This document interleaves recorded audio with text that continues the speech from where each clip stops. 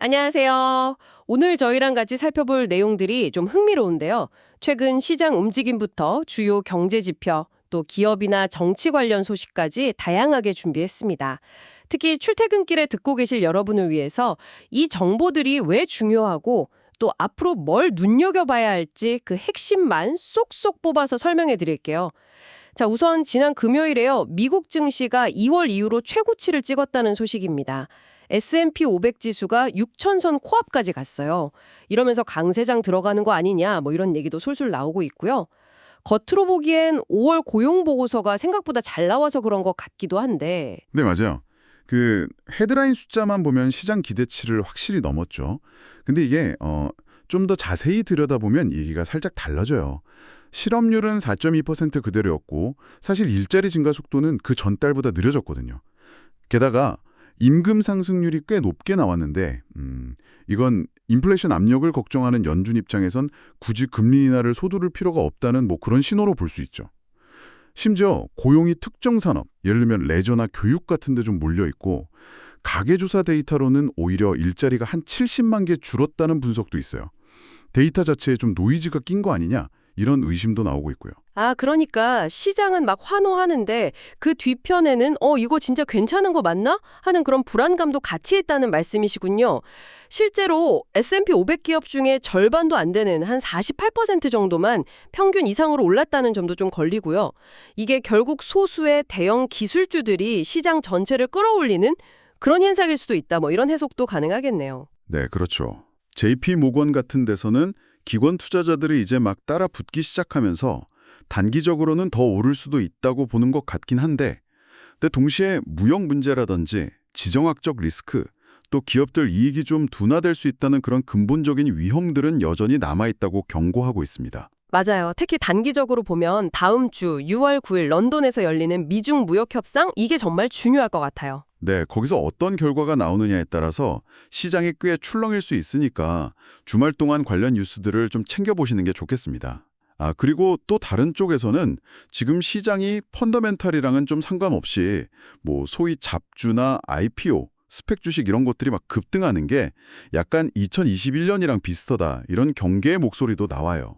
그러니까 지금은 막 들뜨기보다는 좀 포트폴리오 균형을 잡고 신중해야 할 때다 뭐 이런 거죠. 이런 좀 불안정한 상황을 아주 상징적으로 보여주는 거의 뭐 드라마 같은 일도 있었죠. 바로 트럼프 전 대통령하고 일론 머스크 사이가 완전히 틀어진 거예요. 이게 그냥 가십거리가 아니라 테슬라 주가에 바로 영향을 주고 있더라고요. 네, 맞아요. 그 테슬라 주가에는 사실 로보택시나 옵티머스 같은 미래 사업에 대한 기대감, 뭐 트럼프 프리미엄 이런 게 좀 녹아 있었는데 둘 사이가 안 좋아지면서 이런 사업들 진행이나 승인 과정에 좀 불확실성이 커진 거죠. 먹구름이 낀 셈이에요. 거기다 실적도 좀 부진하고 현금 흐름 문제까지 나오면서 테슬라가 지금 상당히 어려운 상황이다. 이런 분석이 많습니다. 와, 정말 정치적인 요인이 기업 가치에 이렇게까지 큰 영향을 미칠 수 있군요. 그렇죠. 정말 여실히 보여주는 사례입니다. 근데 또 동시에 AI 분야 성장세는 계속 주목해야 합니다. 구글이 검색 시장에서 여전히 뭐 압도적인 지위를 지키고 있고 엔비디아나 브로드컴, 마이크론 같은 관련 기업들 수요나 실적 보면 AI가 여전히 시장의 핵심 동력이란 걸 알 수 있죠. 근데 브로드컴은 실적은 좋은데 주가가 좀 빠졌다고요? 네, 그게 좀 특이한데 실적은 잘 나왔는데 현금 흐름 문제가 좀 불거지면서 주가가 하락했어요. 이게 뭘 보여주냐면 AI 관련 투자가 단기적으로는 기업에 재무적으로 좀 부담이 될 수도 있다는 점을 시사하는 거죠.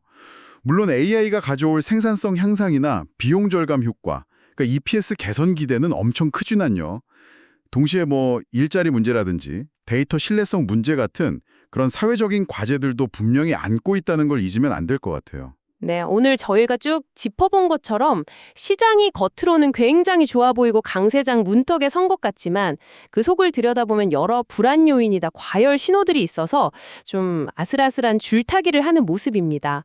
당장 다음 주 미중 무역 협상 결과가 단기적인 시장 분위기를 결정할 중요한 변수가 될 것 같네요. 네, 그리고 장기적으로는 AI 같은 이런 강력한 성장 동력을 어떻게 잘 활용해서 성과로 이어가느냐.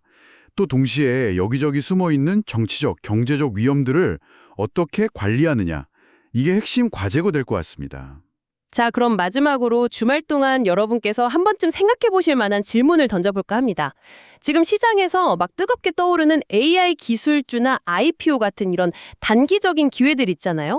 이런 기회들과 또 저희가 함께 이야기 나눈 여러 잠재적인 위험 요인들 사이에서 여러분은 어떤 기준으로 투자의 균형점을 찾아가실 건가요? 주말 동안 한번 차분히 고민해 보시면 좋겠습니다.